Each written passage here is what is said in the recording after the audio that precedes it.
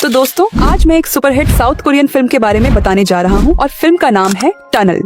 तो फिल्म शुरू होती है और हम एक आदमी को अपनी कार में पेट्रोल भरते हुए देखेंगे और इस आदमी का नाम ली जुंग सू है, जो एक कार किराए पर देने वाले शोरूम में काम करता है और वह एक कार रिपेयर सेंटर जा रहा है क्योंकि उसका हॉर्न काम नहीं कर रहा है और उसने एक केक भी लिया क्योंकि उसकी बेटी का जन्मदिन कल है, इसलिए वह सोचता है कि उसकी कार का हॉर्न ठीक करने के बाद वह घर जाएगा। लेकिन दुख की बात है कि वह नहीं जानता कि अब क्या होने वाला है और रास्ते में एक सुरंग है, इसलिए वह सुरंग में चला जाता है। तभी अचानक सुरंग की लाइट बंद हो जाती है और वह थोड़ा डर जाता है, लेकिन कुछ सेकंड के बाद फिर से लाइट चालू हो जाती है। लेकिन उसे सुरंग से कुछ शोर सुनाई देता है, इसलिए वह तेजी से जाने और सुरंग से बाहर निकलने का फैसला करता है। लेकिन दुर्भाग्य से सुरंग गिरने और ढहने लगती है और अब वह और उसकी कार सुरंग में फंस गए हैं और उनकी कार में बहुत सारी धूल और पत्थर भर गए हैं और उसने तुरंत पुलिस को कॉल करने के लिए अपना फोन लिया, लेकिन उसे सिग्नल नहीं मिल रहे थे। इसलिए उसने जांच की कि सिग्नल कहां से आ रहे हैं और उसने देखा कि पीछे की तरफ से उसे सिग्नल मिल रहे हैं। इसलिए उसने सीट को पीछे की तरफ करने की कोशिश की, लेकिन पत्थरों के कारण सीट पीछे नहीं जा रही थी। इसलिए उसने उसी जगह पर बैठे हुए कॉल करने की कोशिश की और अपना फोन हाथ में लिया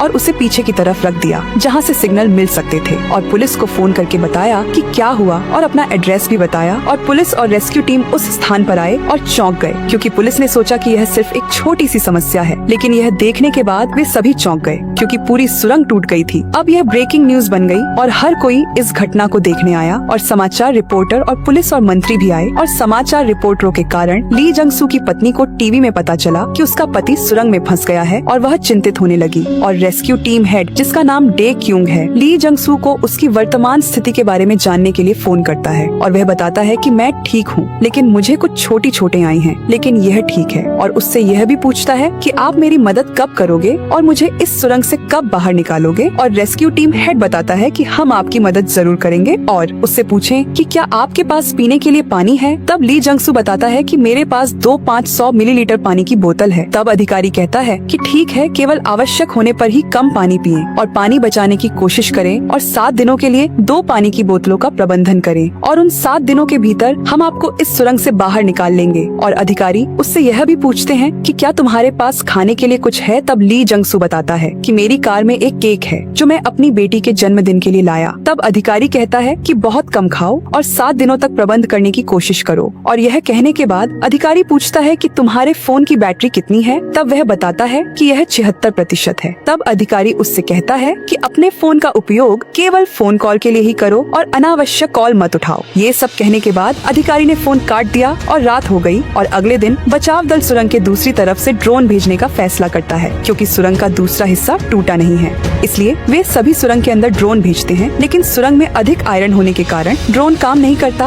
और नीचे गिर जाता है। इसलिए बचाव दल के प्रमुख और टीम के एक सदस्य और वे दोनों एक कार में सुरंग के अंदर जाते हैं क्योंकि ड्रोन काम नहीं कर रहे हैं और वे सुरंग के अंदर जाते हैं और देखते हैं कि बहुत सारी बड़ी चट्टानें गिर गई हैं और उन चट्टानों के गिरने से रास्ता बंद हो गया। और कुछ मिनटों के बाद उन्होंने सुरंग से कुछ शोर सुना और सुरंग हिलने लगी और धूल भी नीचे गिरने लगी और कुछ सेकंड के बाद सुरंग टूटने और गिरने लगी। इसलिए वे दोनों तुरंत वापस जा रहे थे और यहाँ तक कि उनकी कार पर कई चट्टानें गिर गईं और यहाँ तक कि उनकी कार पूरी तरह से डैमेज हो गई और सौभाग्य से वे सुरक्षित रूप से सुरंग से बाहर निकल गए। अब पूरी सुरंग बंद हो गई है। अब अधिकारी तुरंत दौड़कर ली जंग सू को फोन करता है और पूछता है कि अब उसकी स्थिति कैसी है और ली जंग सू बताता है कि कार में बहुत सारे पत्थर आ गए हैं, लेकिन वह ठीक है। और ली जंग सू अधिकारी को यह भी बताता है कि वहाँ एक पंखा है और पंखे पर नंबर 3 भी लिखा है और फिर तुरंत अधिकारी सुरंग के ब्लूप्रिंट की जांच करता है और अब अधिकारी और रेस्क्यू टीम को वह स्थान मिल गया है जहां वह फंस गया है। अब उन सब ने खुदाई करने वाली मशीन की मदद से पहाड़ के ऊपर की ओर एक गड्ढा खोदने और उसे सुरंग से बाहर निकालने का फैसला किया, इसलिए उन्होंने तुरंत काम शुरू कर दिया।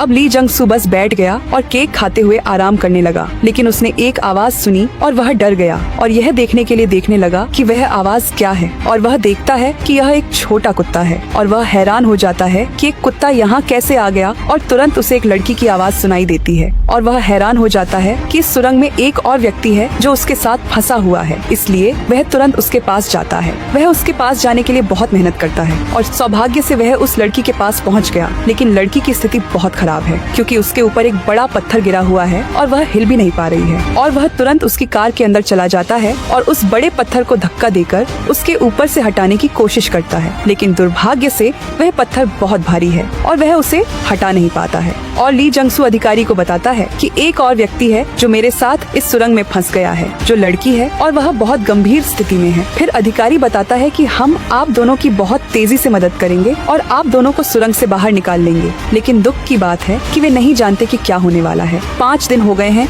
वे दोनों सुरंग में फंसे हुए हैं और अभी भी रेस्क्यू टीम उन्हें बाहर नहीं निकाल पाया है और वे सभी अभी भी सुरंग के ऊपर से छेद खोद रहे हैं और सुरंग के अंदर बहुत सारे लोहे और पत्थरों के कारण उन्हें छेद खोदने में समय लग रहा है। अगले दिन ली जंगसू जाग गए और उस लड़की से पूछा कि वह ठीक है या नहीं, लेकिन बहुत समय तक उससे जोर से पूछने के बाद भी उसने जवाब नहीं दिया। इसलिए उसने जाकर जांच करने का फैसला किया कि उसके साथ क्या हुआ और दुख की बात है कि वह मर चुकी थी और ली जंगसू उसकी मौत के लिए दुखी हो जाता है और अधिकारी को फोन करके यह बताने के लिए अपनी कार में वापस जाता है कि वह मर चुकी है। लेकिन दुर्भाग्य से उस लड़की का पालतू कुत्ता ली जंगसू का केक पूरी तरह से खा गया और वह बहुत गुस्सा हो गया। अब उसके पास खाने के लिए कुछ नहीं है, इसलिए सबसे पहले उसने अधिकारी को फोन किया और बताया कि वह मर चुकी है और यह जानकारी हर किसी को पता चल गई और हर कोई दुखी हो गया और रेस्क्यू टीम ने तेजी से काम करना शुरू कर दिया और ली जंगसू को मरने से पहले उसे बचाने का फैसला किया। और यहाँ तक कि ली जंगसू की स्थिति बहुत खराब है क्योंकि उसके पास पानी और भोजन नहीं है और वह अपना मूत्र पी रहा है